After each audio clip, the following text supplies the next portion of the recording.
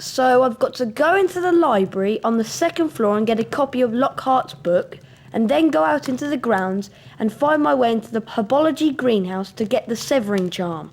Yes. What did he say? Hurry up.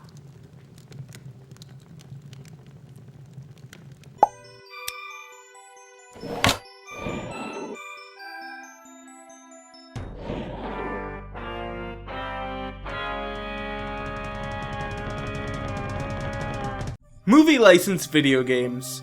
That's a fun thought, isn't it? What did you think of? Spider-Man 2 on the PlayStation 2? Perhaps Back to the Future by Telltale Games? Or maybe you even had a flashback to the ungodly horrors of E.T. on the Atari 2600. Regardless of whether you like movie licensed video games or not, they're out there and sometimes they're hard to ignore. It seems as though with every child-friendly movie there's a video game tie-in to go with it. Not to say that it's necessarily a bad thing. Some of these games are actually nice and fun if you give them the chance.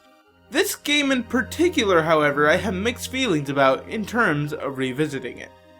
Harry Potter and the Chamber of Secrets for the Nintendo GameCube. Published by EA Games and Warner Bros. Interactive on November 14th of 2002, this game was met with some decently balanced reception. Scores given by sites were more often than not about even across the board.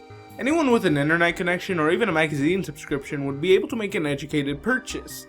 However, I did not have that luxury. When this game first released, I had no form of information being streamed to me at all, so much like most of my purchases when I was a child, I had only the commercials to work with. Though, much like with most of my games, I don't remember regretting it. However, that doesn't mean it's aged very well. Though we'll get into that later. For now, let's start the game. Or not. We could watch this GameCube FMV as well. That works too. This intro cinematic actually plays every time you press start at the menu screen, meaning you have to press start repeatedly just to get into the start menu. This is already turning out lovely. This intro cinematic actually promises a lot to begin with.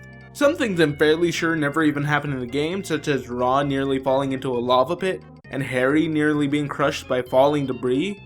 Even flying the car seems to be a bit much, considering the only time it's ever represented in the game is through cutscene. Though they do deliver on Quidditch. So, at least there's that. Now, at the risk of spoiling the plot of not only the game, but the book and the movie, I'm going to very briefly cover the plot and in low detail.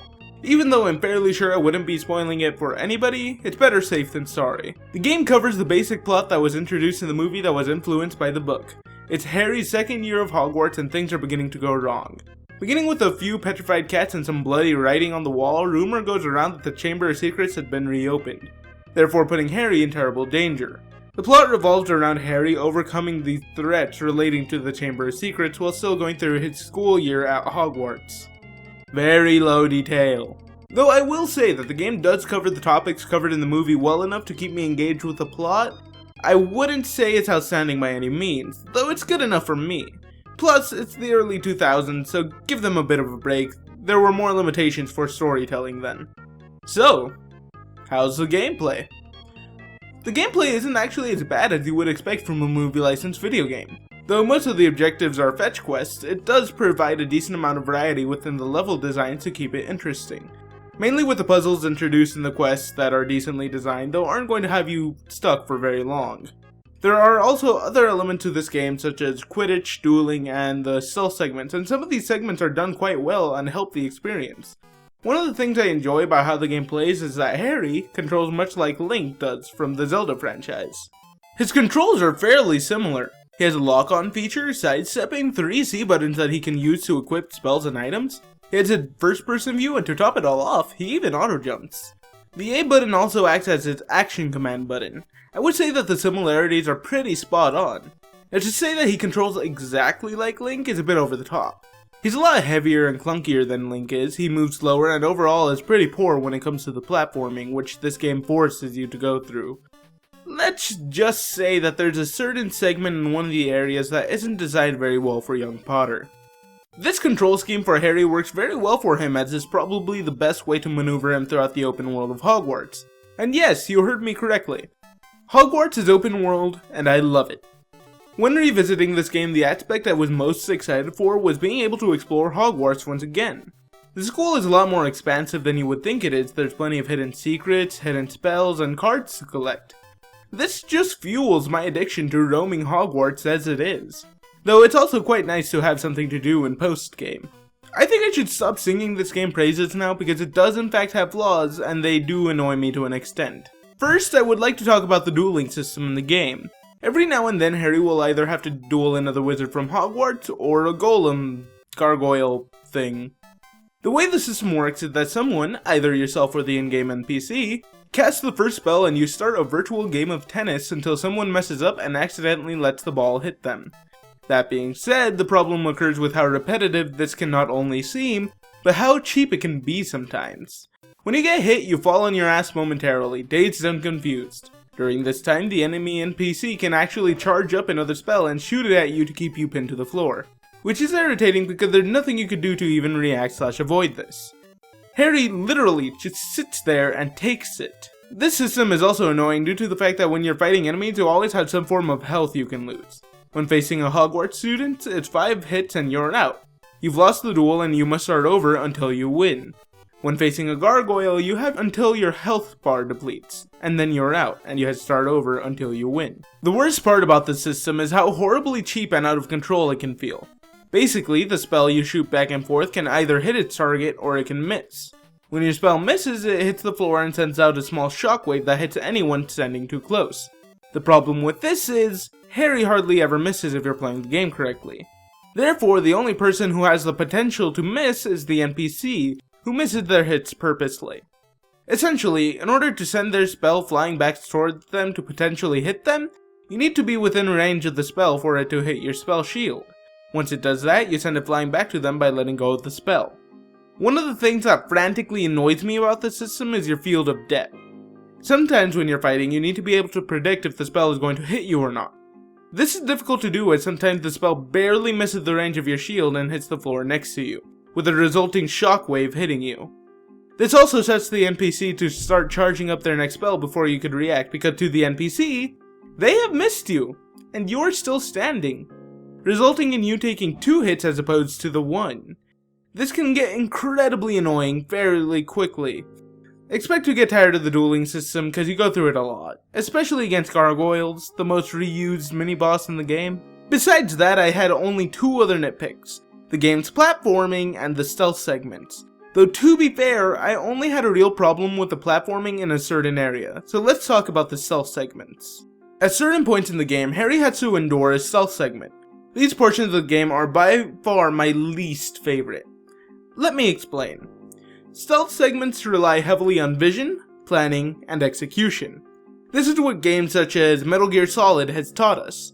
Therefore, it's something that should be tackled carefully to ensure the quality of the stealth segments. Harry Potter does most of this wrong. Let's tackle this bit by bit. Vision. A very important aspect to stealth segments, helping you realize your obstacles and where your limitations are, helping you plan your next move to carefully and strategically proceed. This game does this wrong, unfortunately. Points for trying though. The game tries to give you an overhead perspective on the area, which, to be fair, is fitting for a stealth segment. However, they had the camera centered on Harry rather than giving a top-down perspective on the entirety of the room. Therefore, the camera is controlled with the C-stick, allowing you to awkwardly shift the overly sensitive camera to see the NPCs you're supposed to avoid. The problem here lies in what you can't see. Like stated previously, you don't have a view on the entirety of the area, and that in itself is wrong. Without that vision on the area, it's hard to justify any time you get caught by the NPCs. It wasn't necessarily your fault, it was the camera's fault for not being able to see the entirety of the area. Planning. Often stealth games will make you plan your motions through what you have and the limitations given to you. This will enforce players to make their own approach to going towards danger, making their own route and learning from the mistakes based on previous experiences. There is little of this in here. Your plan mainly consists of running to the end of an area because if you run fast enough at the right time you should be able to alert everyone there but get away scot-free. However, some observation does need to be done in order for this to be accomplished, so I guess it does make a plan as simple as it seems, just not a very strategic one. Execution. More often than not in stealth games, it's more of a matter of going about your plan and failing, beginning the planning process over again from scratch and trying again. This helps players learn and grow from their previous experiences and makes them more knowledgeable when tackling the obstacle again. Unfortunately, there isn't much of that in this game. When you can run through without any type of consequences, assuming you were fast enough, you're not going to be growing from the experience. Now, for those of you who might think I'm judging this game too harshly for its very few stealth segments, telling me that comparing this game to something such as Metal Gear Solid, it's too big of a genre jump to be able to fairly compare them to one another, let me tell you something. Ocarina of Time had 2 stealth segments that it managed to do fairly better than what this game did. To be more precise, I'm going to be talking about the segment at the beginning of Ocarina of Time where you have to avoid the guards to get to Princess Zelda. Now let's cover all 3 segments again and see how we do this time. Immediately we see some improvement in vision. The camera pans away from Link to show the immediate area and the guards he needs to avoid. He's even put at a safe distance to where the guard can't see him until he moves within his line of sight. This not only gives the player a better sense of control of the situation, but it also gives them time to plan out their next move. Once the time is right, allowing them to execute the plan and see if it works. Here is an example of risk and reward. As Link proceeds through the segment, he has a few options. He can climb up the banister, edge his way across to safety while avoiding the guard, or he can take his chances, plan out his movement, and grab all the rupees the guard is currently patrolling around with the knowledge that if he gets caught, he must start the segment over from the beginning, really relying on his execution to get him through. See where I stand on this? The stealth segments in a game released in 2002 can actually be worse than the stealth segments of a game released in 1998. To me, that's a bit unacceptable, though I digress. There's not many stealth segments to begin with in this game, though it's annoying to see how poorly designed these segments can be. Besides that, there's one last thing to cover. Quidditch! As you progress in the game, you have to play 3 games of Quidditch against every house in Hogwarts. That means Hufflepuff, Ravenclaw, and Slytherin house. You play 3 games to hopefully win and get rewarded the Quidditch Cup. Seems like fun, right? Well, honestly, it kind of is. At least to me it is anyways. Let me explain. The game goes across the same conventions as Superman 64 does, though it would do it, I feel, remarkably better. The control of Harry while he's on his broomstick is nice and it's easy to handle. You have a button controlling your acceleration that you can release to slow down for turns and still maintain that general speed. Flying through rings in succession gives you a boost which you can use to catch up to the snitch. Playing as Harry, your ultimate goal was to catch the snitch so your team can win. This is a lot harder than it seems. As you fly, you're going to be hit by bludgers and other players from the opposing team. The end result will be knocking Harry off track momentarily. This ends up being extremely challenging to catch the snitch as you have to try and keep up, while staying ahead of the opposing team's seeker. I didn't manage to win the Quidditch Cup, though I did have a lot of fun trying to catch that darned yellow snitch. In total, I would have to say that Harry Potter and the Chamber of Secrets is a game that I wouldn't recommend going out of your way for. Though if you know someone who owns a copy who is willing to let you borrow it, I would say that is something that's at least worth a play. The game isn't presented poorly, the voice acting is decent for that era in video games, the gameplay can be rather enjoyable, but overall it just seemed to fit the movie well. I wouldn't call this game bad, but I would definitely consider it of a much lesser value than to games that were made to be exactly that. Games. Over the years we've gotten many more games based around the boy who lived, and maybe one day, I'll get around to reviewing another title from this franchise. 14 minutes? 14 minutes on one video game? Why? Who? What? When? Thank you for watching to the end of my video. It means a lot to me, really it does, especially a video of this length. If you like what you saw here and you would like to see more, press that little subscribe button down below. It's a magical little button, isn't it? You can also follow me on Facebook and Twitter, links down in the description. And until my next video comes out, why don't you just watch my review on Super Mario Sunshine? It wasn't bad, I think.